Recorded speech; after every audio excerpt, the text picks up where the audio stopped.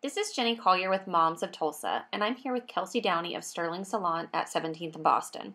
Today she's going to walk us through how to get beach waves at home.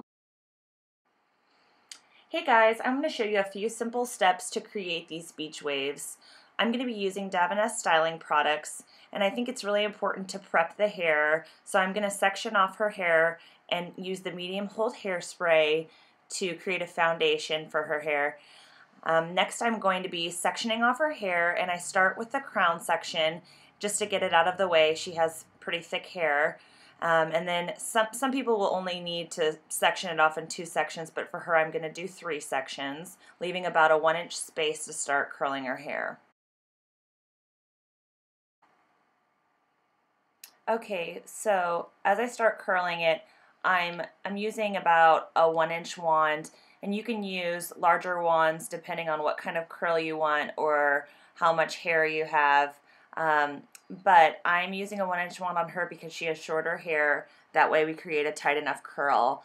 And I'm starting at the base of her hair strand, and I'm wrapping her hair around, and I'm basically for this particular style, I'm not curling it in one direction. I'm curling each hair strand in different directions. And I'm holding on to the hair strand with my index finger and my thumb, and I'm not wrapping the hair around the wand flat.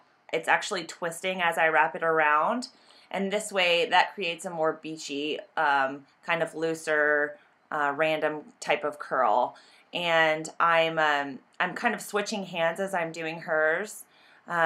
But you can curl some away from your face and curl some towards your face. And you can also pick up bigger sections of hair and smaller sections of hair, and that creates a more random, more natural looking wave. And as I'm finishing each section, I'm spraying it with the medium hold hairspray, and I'm letting it cool and set before I'm shaking it loose.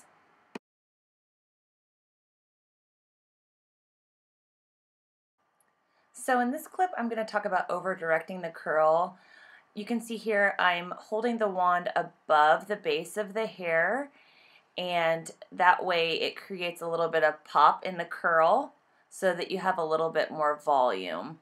And so you'll want to do this if you have finer textured hair or if you want to create a look with more volume. And you'll basically do this on the top sections of your hair, and that way it'll kind of give you a little bit of height in your curl. And also I wanted to point out that whenever I'm curling the hair, I'm leaving out a little bit of the ends of her hair, and that way it creates just a looser curl. And you can leave out, longer pieces, depending on the length of your hair. So for shorter lengths, I like to leave out a little bit more, and then for longer hair, I won't usually leave out quite as much. And definitely if the looser, kind of more textured look you're going for, I would leave out more.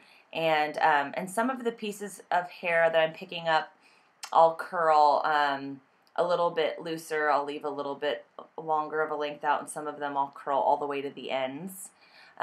Also, Jenny has a curlier textured hair, and of course we started out by smoothing out all of that texture with a blow dryer and a soft bristle brush. But, even with doing that, she still has a little bit of her natural curl when I'm picking up some of these sections.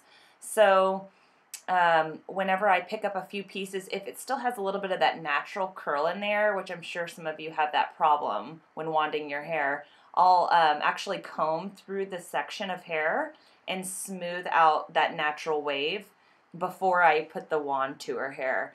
And that way, it kind of gets rid of some of that natural curl in there. So for extra volume in the crown section, you want to hold the wand directly up on top of the section, so directly above the section. That way the curl kind of springs off of her head when you let it down.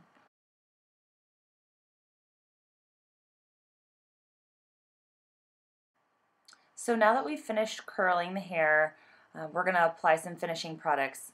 And I think prepping the hair and finishing the hair with finishing products really are important to achieve this look.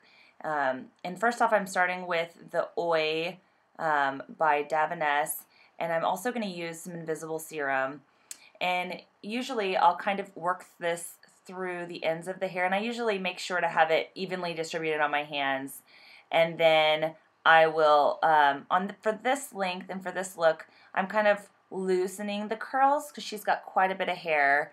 And I usually will kind of like toss the ends through in the palms of my hands. But if you're doing it for yourself, you'll kind of just work this through and rake your fingertips through the ends of your hair. But you're basically wanting to make sure the product's evenly distributed on your hair. And usually I will marry some of the curls together.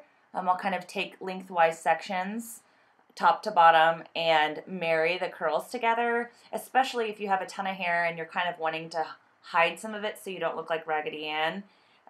You'll want to marry some of those curls so it doesn't look quite as big. But, you know, I want to leave a little bit of the texture in there, so I'll kind of go back through and pick up specific curls and leave them a little bit looser. And I'm going to finish with the Deviness Medium Hold Hairspray.